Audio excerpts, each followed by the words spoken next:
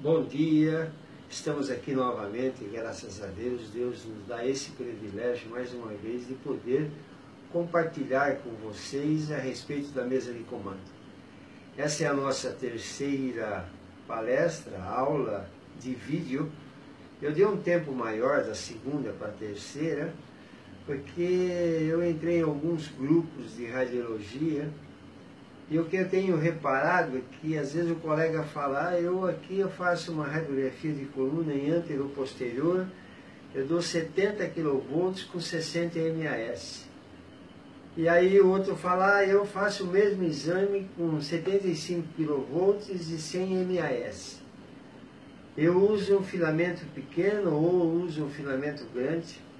Há uma controvérsia muito grande nisso, porque na realidade a quilovoltagem ela não pode ser colocada deste modo. Nós temos que usar o espessômetro, medir a espessura do paciente, mais a constante do aparelho, e aí então nós vamos fazer uma radiografia que venha dar diagnóstico satisfatório. Eu recebi o Bom Traje agora, a 8ª edição, e lá mesmo eles falam, para a radiologia convencional usa tanto a tanto, para a radiologia em CR ou DR usa tanto quilovolts. Eu acho que é meio temeroso fazer isso, porque você pode esconder algumas patologias sem saber realmente o que você está fazendo. Antes de eu continuar então falando com essa abertura, eu quero apresentar ao meu lado o Evaristo. Evaristo é o nosso colega lá de Santa Catarina, ele veio aqui compartilhar comigo esses 3 dias da sua experiência e levar algumas coisas da minha experiência lá para a terra dele. Eu acho que foi interessante esse bate-bola, né? A pessoa faz de um lado e depois você faz do outro e compara as ideias. Eu acho isso muito interessante. Então vamos lá sobre a mesa de comando. Para nós acharmos a quilovoltagem, nós temos que fazer espessura vezes 2, mais a constante de aparelho, que está então relacionado com a gradiente difusora, e isso então vai nos dar a quilovoltagem. Hoje eu vou fazer diferente, eu vou mostrar no vídeo as aulas, e ela vai então já levar para o monitor, e nós vamos falar sobre como a gente deve achar a quilovoltagem. Então, como se acha a quilovoltagem? A quilovoltagem ela pode ser achada pelo olhômetro ou espessômetro. Muitas vezes tem alguns colegas que usam mais o olhômetro do que o espessômetro. Isso traz prejuízo para a imagem e para a radiografia. Então, para nós calcularmos a quilovoltagem exata para cada região ou para cada indivíduo, dispomos então de um instrumento de medida denominado então espessômetro, inventado então por Gregório Vedalreta, que era a técnica de General Elétrica. Ele consertava equipamentos e naquela época de sentiram a dificuldade que muitas ampolas se queimavam, e é porque eles davam alta quilovoltagem, e isso então aumentava a tensão do tubo e acabava fundindo o anodo. Então, como nós vamos ver o espessômetro? O espessômetro, como é um instrumento universal, ele é feito em centímetros e também em polegada. Aí então você tem, por exemplo, quando você tem 18 centímetros, por exemplo, aqui você vai corresponder a 7 polegadas. Isso é usado então nos Estados Unidos, no Canadá, eles usam. Aqui na América Latina nós usamos então o centímetro mesmo. A qualidade da imagem. Qualidade, quando você dá alta quilovoltagem, a radiografia fica cinzenta, escura e perde então a qualidade da imagem. Enquanto que quando você faz uma quilovoltagem adequada, você tem então a radiografia, que é a mesma radiografia, mostrando então com uma ótima qualidade. Como determinar a KV, né? Ou a quilovoltagem, que é menina, né? É espessura vezes 2 mais a constante do aparelho, você usa então a quilovoltagem. Como é que se faz? Exemplo de uma coluna lombar. A espessura é 20, multiplicada por 2 é 40.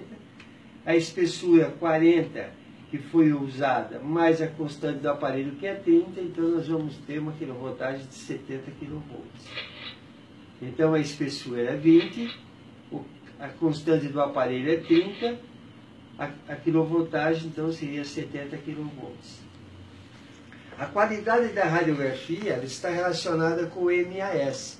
Então, se nós temos alta miliamperagem, o MAS, a radiografia sai queimada, é grelhada, como se fosse um churrasco, aquela carne no final do churrasco. E quando você faz, então, com uma radiografia ideal, o MAS, você consegue ver todos os contornos anatômicos e até a partes mole e até a morfologia renal. É muito importante você fazer uma radiografia com a quilovoltagem e o MAS adequado. Exemplo de contraste positivo, contraste negativo e vísceras e músculo. Aqui nós temos então à minha esquerda o contraste positivo. Se for para ver vísceras e músculo, eu tenho que diminuir 40% do MAS aplicado, então eu vou ver mais vísceras e músculo, enquanto que contraste negativo é ar, eu uso então o coeficiente miliamperimétrico de 0,05. Então, para contraste positivo é 1, para vísceras e músculo é 0,6 e para contraste negativo o coeficiente miliamperimétrico é 0,005.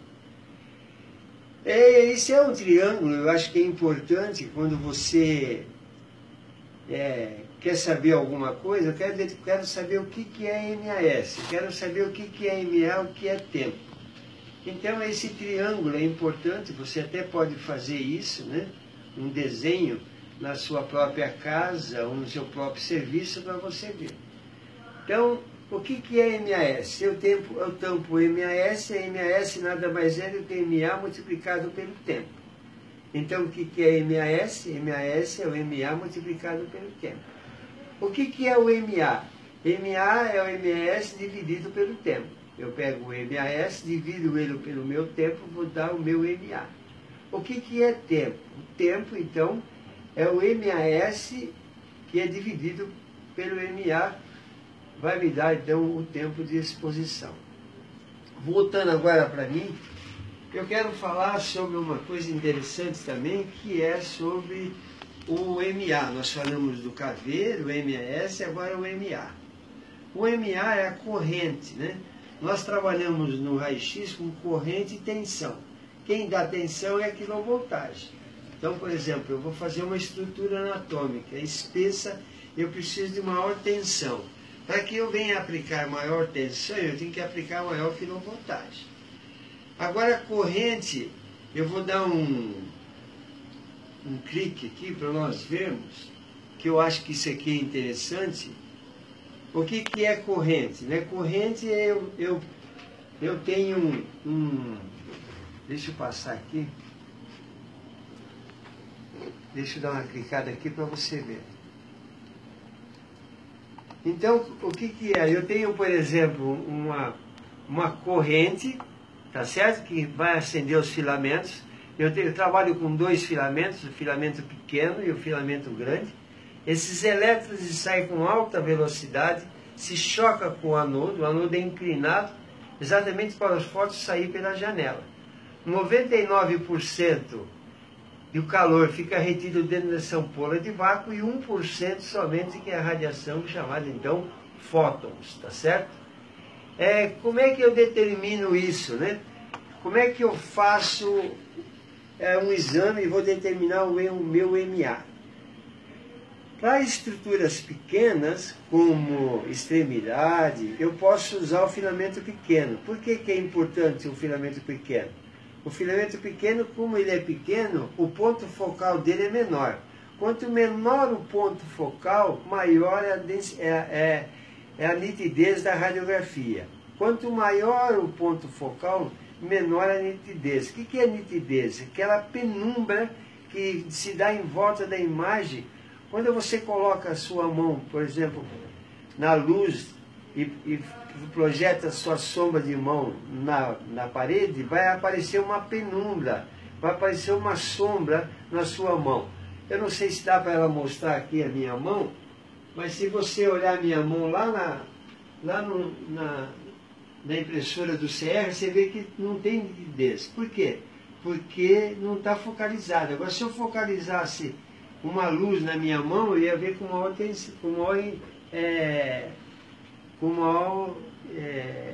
nitidez a minha mão. Agora eu quero mostrar aqui para vocês como é que é. Se eu aplico, por exemplo, baixo MA, eu vou ter menor quantidade de elétrons.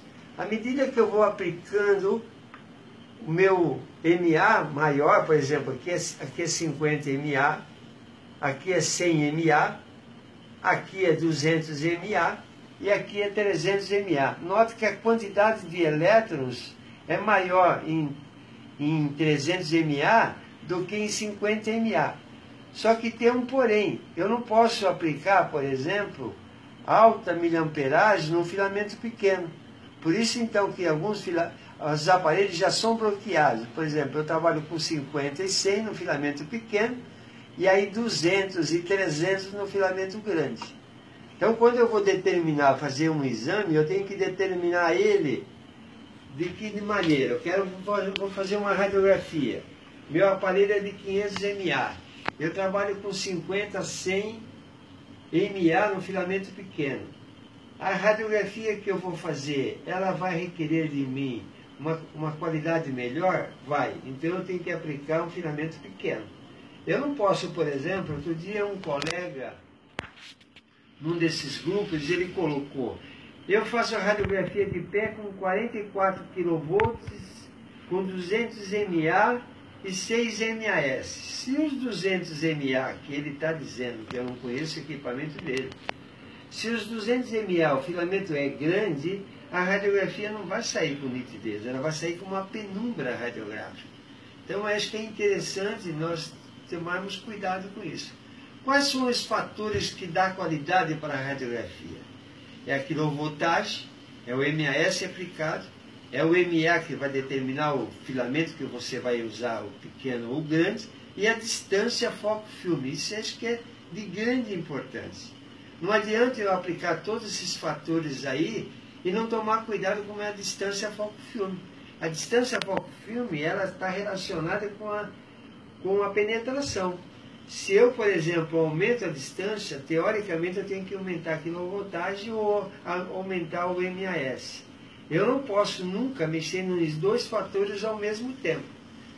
O que acontece muitas vezes é que o colega fala: acabei de fazer um punho, saiu beleza, agora acabei de fazer outro, saiu uma porcaria de imagem. Mas por quê? Porque ele mexeu nos fatores. Eu, por exemplo, na minha experiência profissional, eu não mexo nos dois fatores. Ou eu mexo na quilovoltagem ou eu mexo no MAS. Mas a distância foco-filme eu padronizo. As angulações são padronizadas. Por quê? Para não correr o risco, então, de sair uma radiografia que não tem um valor científico. Tá bom, amados? Bom, eu fico por aqui hoje, pela terceira aula, mas eu volto, se Deus permitir, tá certo? Um grande abraço àqueles que estão me ouvindo e que a paz do nosso Senhor Jesus Cristo cubra você esse Natal, esse Ano Novo. E se Deus permitir, no ano que vem estarei novamente aqui. Um abraço e até a próxima, se Deus permitir.